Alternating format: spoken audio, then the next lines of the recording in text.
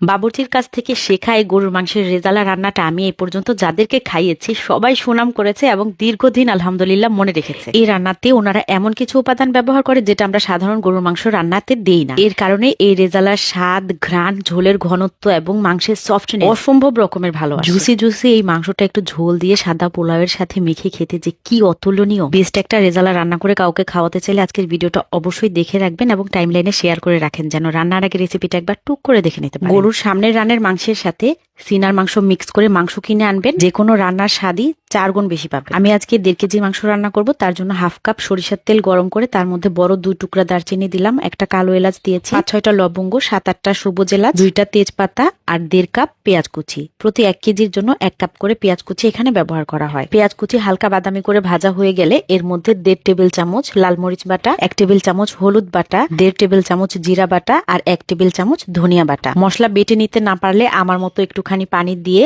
আধা ঘন্টার মতো ভিজিয়ে রেখে দিবেন। 1.5 টেবিল চামচ করে আদা পেস্ট আর রসুন পেস্ট দিয়ে দিলাম। এর সাথে গরুর মাংসের ঘ্রাণটাকে সুন্দর করার জন্য একটা বড় জয়ত্রী পাতা ভেঙে অর্ধেকটা নিয়েছি আর একটা জয়ফল ভেঙে ভেতর থেকে 3 ভাগের 1 ভাগ নিয়েছি। তারপর লবণ দিয়ে অল্প একটু পানি দিয়ে ঢাকনা দিয়ে ঢেকে মশলাটাকে খুব সুন্দর করে তেল ভাসা পর্যন্ত কষিয়ে নেওয়া হলো। রেগুলার সাইজের চাইতে মাংসের টুকরাগুলো একটু বড় বড় করে কাটিয়ে নিয়েছি। তারপরে 1.5 কেজি মাংস এখানে দিয়ে দিলাম। চুলার আঁচটা এই পর্যায়ে একটু বাড়িয়ে রেখেছি। মশলা বেটে নিলে সাথে আধা চা চামচ গোলমরিচও বেটে নিতে হবে। তো আমার কাছে গুঁড়া করা গোলমরিচ ছিল, এখান থেকে আমি আধা চা চামচ গোলমরিচের গুঁড়া দিয়ে দিলাম।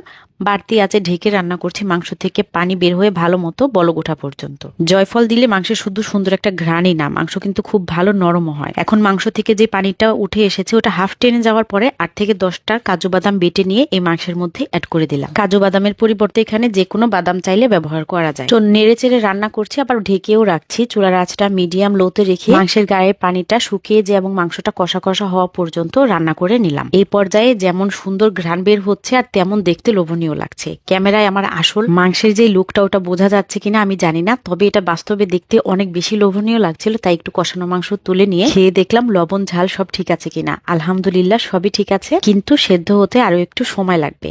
এখানে মুঠো ভর্তি 1 মুঠো কাঁচামরিচ দিয়ে দিলাম আর মাংস সেদ্ধ হওয়ার জন্য যতটুকু পানি প্রয়োজন পানি দিয়ে দিলাম। এখানে আমি 2 কাপের মতো পানি দিয়েছি। অনেক বেশি অ্যামাউন্টের মাংস একসাথে রান্না করলে পানি দেওয়ার প্রয়োজন পড়ে না, মাংস খুব দ্রুত এমনিতেই সেদ্ধ হয়ে যায়। মিডিয়াম আঁচে ঢেকে রান্না করেছি ঝোলের পানিটা টেনে গিয়ে মাংসটা প্রপার সেদ্ধ হওয়া পর্যন্ত।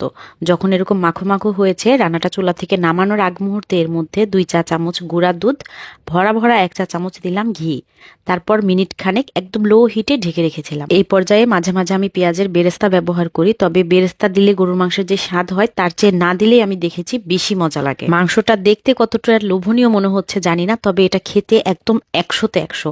এভাবে একবার হলেও রান্না করে দেখবেন, ইনশাল্লাহ হাত চেটে পুটে সবাই খাবে এবং আপনার রান্নার প্রশংসা করবে। যে কোনো একটা রান্না করে ভুজুং ভাজুং মার্কা গল্প আমি করি না কখনো। যে রান্নাটা অনেক বেশি মজা সেটার কথাই বলি যে এটা। যাই হোক, এখন শুধু মাংসের সফটনেসটা দেখেন। এটা যেমন সফট হয়েছে তেমন ভেতরে জুসি ভাব।